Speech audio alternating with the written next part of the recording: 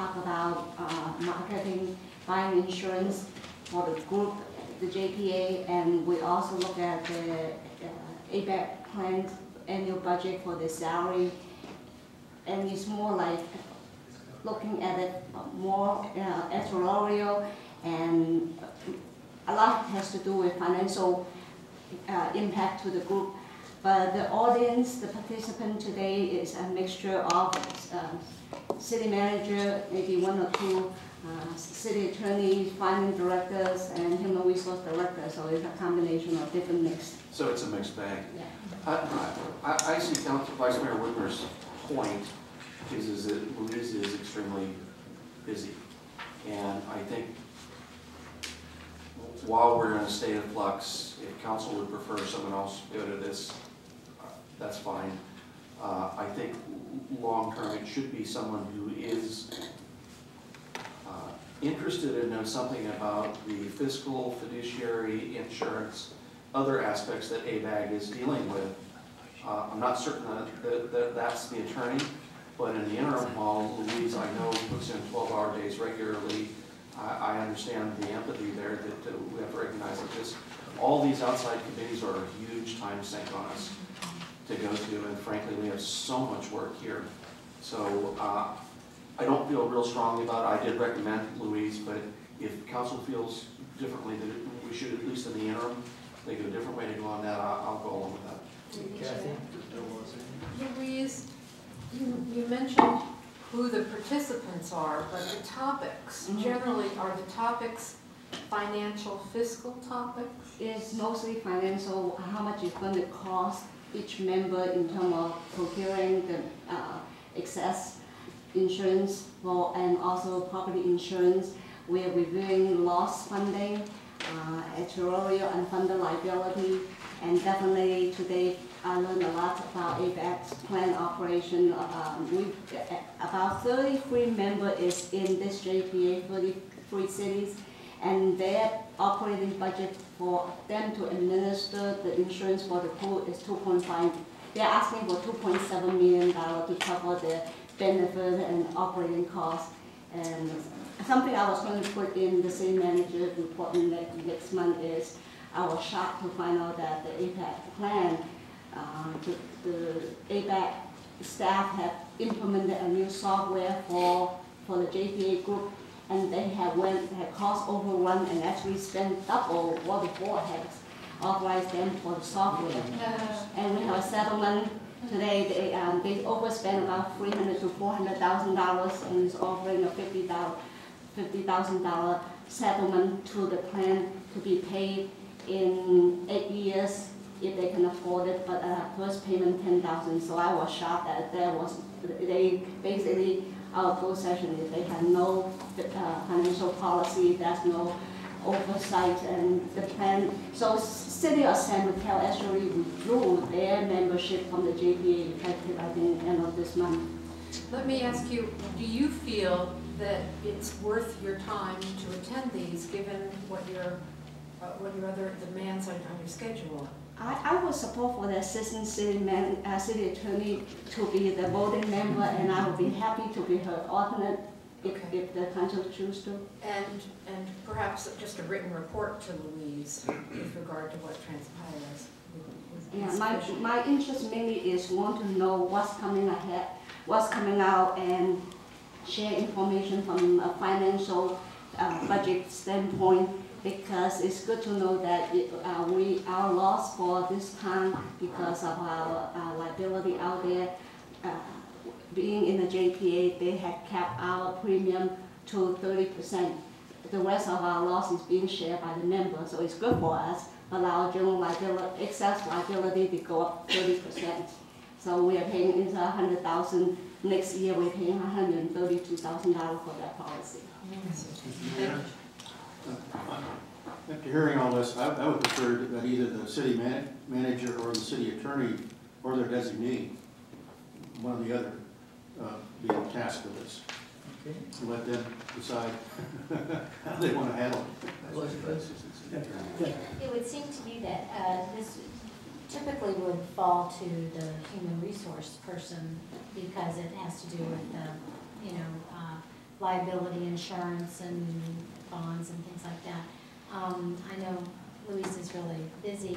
I don't think she should be completely removed from the chain of delegation, so. Well, It's, I would like to say that I know the load that Louise is carrying at the moment, especially for the next 90 days. She needs help. So significant amount of help. I mean, Louise is in here sometimes till 7, 8 o'clock at night. She's doing a tremendous amount. I really don't want to add anything to her load, but I would also say that in view of the fact that you know, clearly we don't want her, I would, just as Councilmember Lewis said, I would leave it to city manager and the city attorney to decide who is going to be the representative. Now, Mr. Mayor, had a conversation earlier today with Vice Mayor Whitmer, and let me explain the rationale for volunteering the assistant city attorney.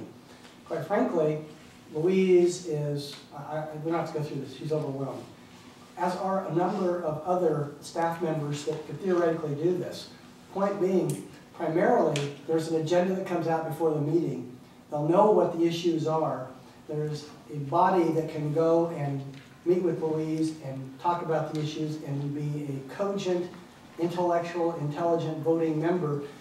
And a lot of these cities do send their assistant city attorneys and their deputy city attorneys. And the reason is because they're not coming to exercise their own discretion as much as they're coming to vote the way they've been told to vote by the city.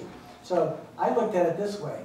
We're already operating several people short at the executive level of the town.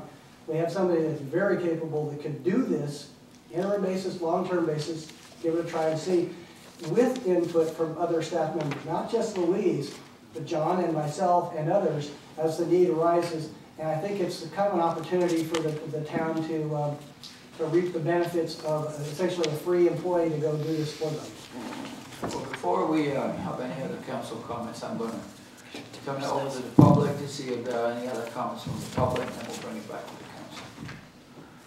If there are no other comments, I'll bring it back to the council. And again, I would just say, I think that John recognizes that, oh, did you have a... Well, no, just, I'm glad to see it. If it's the litigation insurance and the voting membership, I've seen the previous finance directors be put in very uncomfortable positions, and I don't want to see that happen to Louise. And so, you know, one of you two are the daughter. It has to be changed once if you're only here briefly. So instead of going to Louise, to the next city manager, how about just, you know, you and the next city manager, or maybe permanently to your daughter. I'm happy to hear that. Well, I'll bring it back to the council, and I would just say, I think John at this stage recognizes the general feelings of the council with respect to the work that Louise has to do. I would like to see it just be given back to John to make a decision, but I'll bring it back to the council now for final comments. Well, I think what I've heard here, I would suggest that we task the city attorney or his designee, since it seems like they've thought it through some at this point in time to handle this matter. Okay. I agree. Yeah, I think we could appoint the deputy city attorney at this point, because that's his designee, but, To say, you know what you're doing, you're appointing the assistant city attorney, Yeah, I mean, because I she's don't going to be think- my designee. Well, but there may be a time that she can't make a meeting, and you Oh, of have course. to cover it Of with course. somebody else. she has. There may also be financial considerations for appointing the city attorney rather than the deputy city attorney. And I would appreciate it if you would leave the responsibility with me to do that in case I need to make a change in finance. So that's fine. There you go. I would now ask for a motion to approve this resolution. So moved. Second? Second. All in favor? Aye. Next one we have is number 15, and I brought that up, and also Councilmember Whitmer brought it up. I'll let him speak first. Well, my first comment, and I wanted to make just a brief comment. First off, of course, this consultant has worked for us for for quite a while and is actually opened a number of doors and made some good progress working with Jerry and the rail committee. And, you know, thanks to Jerry, you know, the price actually that we're looking at now is half of what was approved previously. My comment though is that I think that as we move forward in agreements like this, and I've documented this in writing before, that we need to expand the definition of the scope of services that these consultants are offering, because the services is not just their labor time or their days, but is also the cost that they have for actually going to deliver the services unless it's an extraordinary event. And this consultant, you know, in looking through the check registers over the last few months, we essentially, in my mind, get nickel and dime with small parking charges at the Capitol building, transportation to the Capitol building, you know, to the tune of $4, $10, whatever it is. And I think that if you're hiring a lobbyist to lobby for you, they actually have to go to the Capitol building to do that lobbying, and that should be included in the fees that we're paying. And so, since this has already been proposed, and not trying to stop it or hold it up, I would ask that staff consider as we're moving forward that we have, like we've done with the city attorney, we have an all-encompassing services description that includes not only the provision of the services, but the cost of providing that services and any equipment that they need thereon. So, Any other comments? I'm not sure that is that attributable to this consultant? yes. Yes. He has charges for some of those. Yes. I think what he does, he tries to keep all the stats and cost accounting, and he actually is working for 4 cities here. And so we're picking up, you know, 1/4 of the total here. I might say that Robbie did attend the rail committee meeting the other night. We had a special meeting on a Monday night, and so we had a good opportunity to hear what he's been doing, and to William's already covered many of the things that Robbie covered as well. I brought up there has been an article in the Post about Robbie, and I think coincidentally, Ogilvy, the PR firm for high-speed rail, has just hired a new PR person, and they very much want to get Robbie off the scene in Sacramento. That's really apparent. But we took a vote of the rail committee after much discussion, and went around, and so that each person could express their point of view, and it was unanimous that we retained Robbie for a period of time while the state is the state legislature is going to be looking at the legislative analyst's report, and there are a number of other things that, like the new business plan will be coming out October 15th. We want to be in the thick of it when these things happen, and hopefully this whole project is on its last legs. And if we can do whatever we can do to help, you know, persuade certain legislators to do exactly that, we'd like to do so. Well, I pulled this out because I wasn't particularly against it, but the reason I pulled it out is I've been reading some comments from places like Menlo Park, who also hired him. Some of them were not particularly positive, and you know, I wasn't sure if that represented it or not. And one of the people we're turning it over to the public now, I would just maybe ask William Brindley if he'd like to make a few comments on this.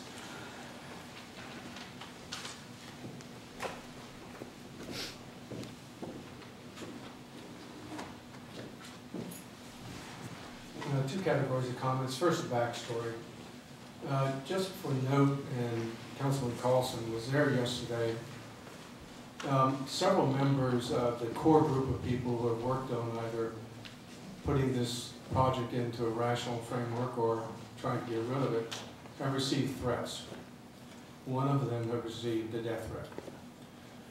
The smear campaign didn't last very long, was quite amazed at that, about Robbie. It was just that. It was an attempt to discredit him. There were accusations, there were charges that he faced both in the Fair Practices Committee and for his Oracle contract, which were never brought to adjudication. So it was a smear campaign. Second category, all consultants are scumbags. I know because I was one for 35 years. But more importantly than that, we now have the wind behind our back. We are going to get rid of this boondoggle or fiasco, whatever you want to call it. Robbie pointed out very clearly in the meeting Monday last that this time is the most dangerous time, that John well knows, in drafting legislation because I think he used the word mischief goes on in the final moments while provisions are slipped into bills that would look otherwise normal, rational, and in our case, helping get rid of this monster. So we have to have somebody there watching it every day. That's going to happen. I doubt if it happens before June the 30th, as the voters would have. We also have to have someone who is there watching on a perhaps less frequent, not day to day, but indeed on the basis of knowing the ins and outs. For instance, Robbie pointed out that AB 145, I won't go into that, is really a, as opposed to SB 517, should you really get into the arcane. AB 415 actually gives more power to the CEO of the authority than the CEO of the High-Speed Rail Authority has now. That point I had not caught because it goes under a certain department. He knew that backwards and forwards. So, you know, we are winning. We're clearly winning. Now's not time to back out. Now's the time to be even more vigilant. All the voluntary organizations up and down this peninsula have sworn to keep up the pressure. Many of them have now shifted, including the finance guys, to focus on the Central Valley. I will address the group Preserve Our Heritage next Wednesday night there. And so I would very highly recommend staying the course as described in this item number 15. Thank you. Are there any other public comments? If seeing none, I'll bring it back to the council. And any other council comments? I move approval. Second. All in favor? Aye. Good. The next item on the agenda was one I think I pulled out. It was item number 20. And I pulled it out because I've already talked to John about this, because 52,000.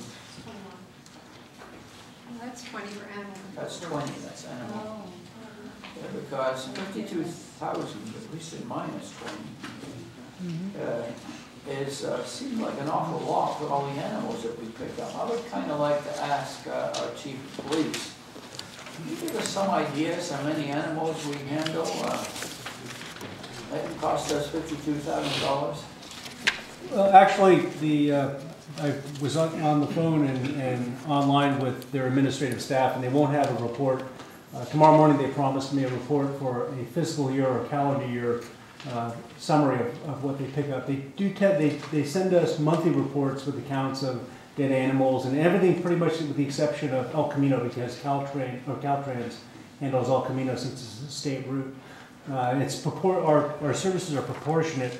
Just as an example, Atherton shares 52,180 is what they reported to Louise, whereas a city like Belmont, it's $147,327. So it's based on usage and also the size of the population and the formula. But the real count is what I asked, and they couldn't give that to me over the phone because the lady was on vacation and she won't be back till tomorrow morning. And so they promised me the figures tomorrow morning, so I would pass those on as soon as I get them to council via email if you would like that. But is your general feeling that we pick up a lot of dogs that would be enough to justify 50? I mean, I know you don't have the numbers yet, but just give me your general flavor of how many dogs our police pick up. They tend not to come out for barking dogs anymore, which was really sort of what we, if the dog was continually barking, they would come out and impound the dog from the property, and they're afraid to do that now because of litigation. Some of the reports do come from the police department or people that call into the police department. A lot of it comes from just residents reporting dead animals in the roadway. They never come through us. They call directly to the Humane Society. It's not, their figures show that they're actually picking up a lot of animals, dead or injured or otherwise, but it's not coming through the police station and us calling the animal control and referring it. A lot of it does come from just the public calling them directly. And it's not just dogs. Right. Yeah, it's just Right. wild animals. Yeah, It's birds, things it's like wildlife. West Nile virus, they check for, and possums, and Well, I'll bring it back to the council. Yeah, for their in comments. the spreadsheet I've asked for, it breaks it down all by that. So it'll have the different categories, whether it's a dead animal, injured, whatever, just consultation versus wildlife. It's all broken down there. raccoons, it's all that kind of Right. All right, so to me, it looked like when I read the document and the packet, that a lot of the expenses are really because there are deficiencies in their facilities and they've got a 5-year plan and they're divided it up by population is what the way it read to cover the facilities And you, Vice Mayor Whitmer, you're actually correct. On page 4, one of the things they've added in the amendment is actually to have representation from the city police chiefs because they were not represented, and neither was the city manager group. So they've added those in an amendment that there will be representation from the city managers and the police chiefs, and also any other of the involved cities. Anybody who is free to go that wants to go to these meetings now. So that is an addition to their board that they did not have before. 2 more jobs for the city staff. any other council? No, I think we just have to, Okay, well, until we have further information, I guess I'll move that we approve this. Will I have a second? Oh, sorry. Any comments from the public? Seeing none, I will move that we approve this 3rd amendment. Can I have a second? Second. All in favor? Aye. The next 2 items that were brought out were items number 21 and 22, and Councilmember Carlson has asked that we examine 22 before item 21. So if the council agrees to that, I will be happy to do that. Does the council agree to do that? Okay. So item 22, Gary? Yeah, I asked for this item to be pulled. Frankly, I was rather taken back when I saw the staff report for this item. Frankly, I was astonished that there are now 5 sites being considered in the park for the town library. I checked, and apparently Park and Rec has not been notified of that, at least officially. They have not, as far as I know, had any discussion about this matter, so it seems a little bit premature to be coming to the council. Because of this, it's caused me to do some further thinking about this whole project.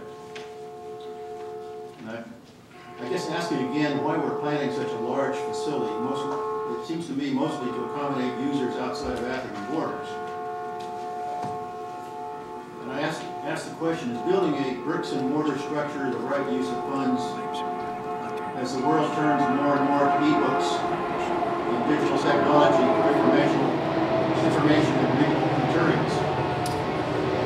These materials can require a large amount of physical storage, and they can be accessed remotely. Will we end up with a white elephant that has very little functional use that it was intended for? It's more easily to see that if a plan proceeds, more easily to see today that if a plan proceeds, the library will become the dominant park resident, and its priorities and needs would make the other users subservient to those needs. At least that's the way it looks on the surface. If the library decided it wanted to hold events, it would have a large impact on the other park users. Certainly, at the very least, if these 5 sites are being seriously considered, then the other stakeholders, the teams that use the playgrounds, the play school, and others need to be consulted regarding site selection criteria. They have to be able to ensure any factors that may affect them be included in that evaluation. One of the criteria that hasn't been discussed or hasn't surfaced is the amount of lease costs the town will require annually from the library for any land used in the park. We haven't talked about that at the council, so it's probably one of the reasons why it hasn't surfaced. Adding additional land hardscape, thus eliminating other uses of park land, needs to be recognized. This lease cost would be over and above the library share of the ongoing operational costs. Who needs to be involved in this negotiation? At what point in the site criteria process should this be considered? I frankly find it inconsistent in increasing the size of the hardscape footprint in the park, which means more impermeable surface area is compatible with the park master plan. And I'll have further comments I'd like to make after I hear public comments. Elizabeth?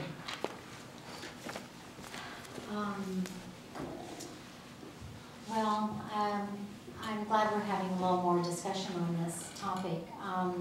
And I recognize that the library committee has been meeting regularly over the last few months, and that its members have invested many, many hours in to get to this stage, and they've hired an architect, and they're wanting to move forward quickly. However, in reading the staff report, I also was taken aback and felt that what was being presented to council tonight for council's approval is just too narrow in its focus, and that the council, as stewards of the town's limited resources, like the property that we have in the park and the property that we have here around the council chambers and administration and police station, is just too limited and too precious to make really arbitrary and quick responses and decisions. I feel that it would be in the council's best interest, the town's best interest, the residents' best interest, the entire population of Atherton and surrounding areas, to take a little breath and take the month or two that it would take, that would be necessary to maybe do a master site plan for taking into consideration the potential new library building, if that's what is really required, and along with the new town center, because that is something that is moving forward in a very slow and deliberate way, because it is something that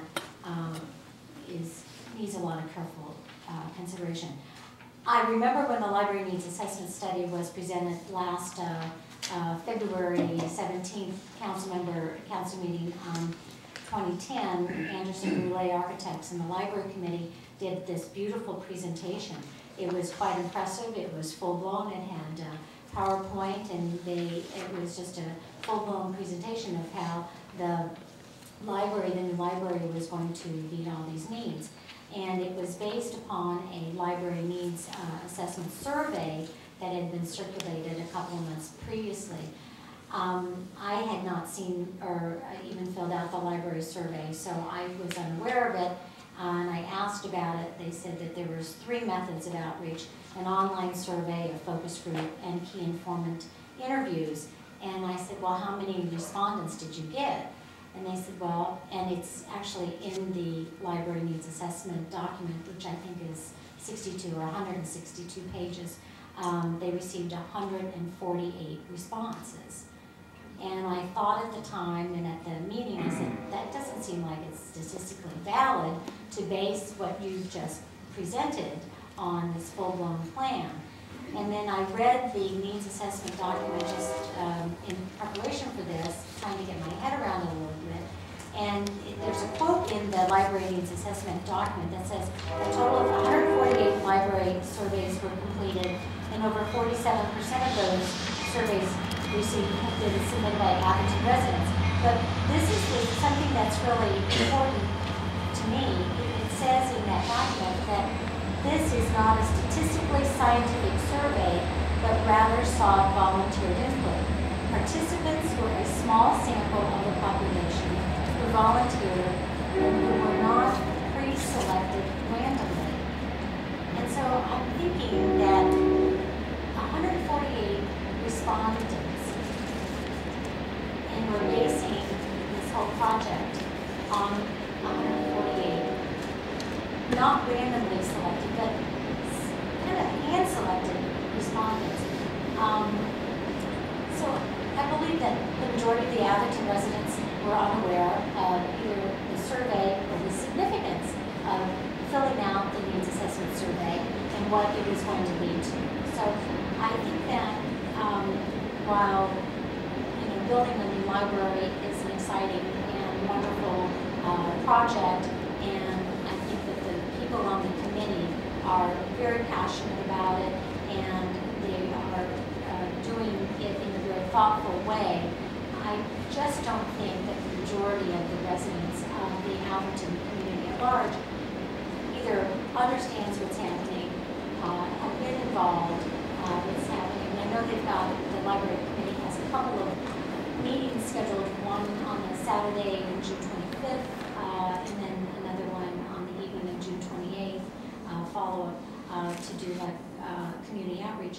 I have a feeling that it's going to be a limited amount of people that will attend, and it's just not enough to base a true site selection on that basis without doing a master site selection process with an architect. I just don't want to go about this in a piecemeal planning way of doing it.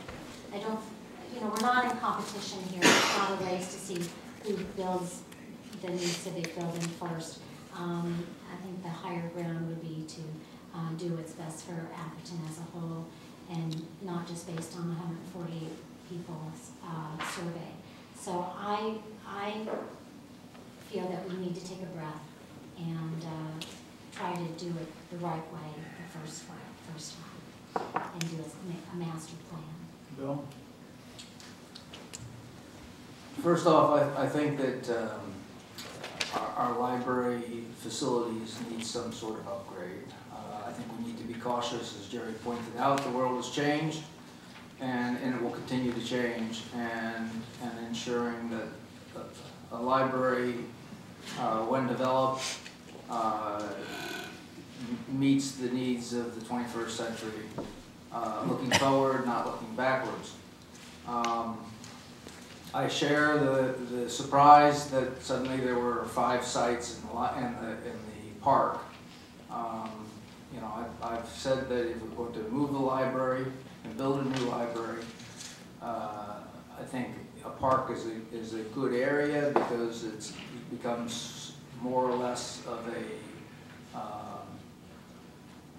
a magnet for the community, provided that it also had capabilities for the total town to enjoy and to use. And that says meeting rooms, things like that, places perhaps even for holding a council meeting now and again. I don't see the need for a major rush, as the two previous council members have pointed out. I think we need to make the right decision, and I share the concern that the outreach has been limited, and perhaps the sizing of the library, when it even first came up in October 2010, where it was presented that the library needed to be sized for a population of 12,000, and we have 7,000 here, and a limited amount of people actually use the library, and they often go to the revised library up in Redwood City, or they go to the Menlo Park Library, or even if you want to go to a brand new library, you go up to San Carlos. So I think that it has a lot of merit, and I support moving forward with a library type project, but I think we need to be very cautious and not oversize it, and make sure it's meeting the needs of the town. And to do that, we perhaps need to take a slower look or a more cautious look and a broader look. And I know that there's going to be the outreach meetings, but many people have contacted me and said they didn't even know that there was going to be an outreach meeting or that this has really progressed as far as it had been until they got the letter in the mail. And I realize that, you know, to all due respect to our media reps, you know, that has been items that have been in the papers, but I think that perhaps we need to do a little bit more outreach on that. Kathy? There's nothing like being closed-minded. I think there's been a lot of misunderstanding of this report. The fact that there are 6 potential sites being identified, 5 of them in the park. 5 have been identified in the park only because that is the sort of outside limit that was ever in the farthest reaches of anyone's mind on any potential drug one could possibly imagine that anyone thought a site could be in the park. And rather than foreclose any opportunity of any Atherton resident in any mental condition whatsoever to be given the opportunity to consider that as a location, the steering committee said, we're not going to foreclose that possibility. While we think there's one potential site in the park, we're not going to say this is the spoon-fed version of what we think. We're going to say it could be here, it could be there, it could be this other place. Those are all, as far as the architect is concerned, possibilities. While the architect and the steering committee have one location that they would recommend, this is not for us to decide.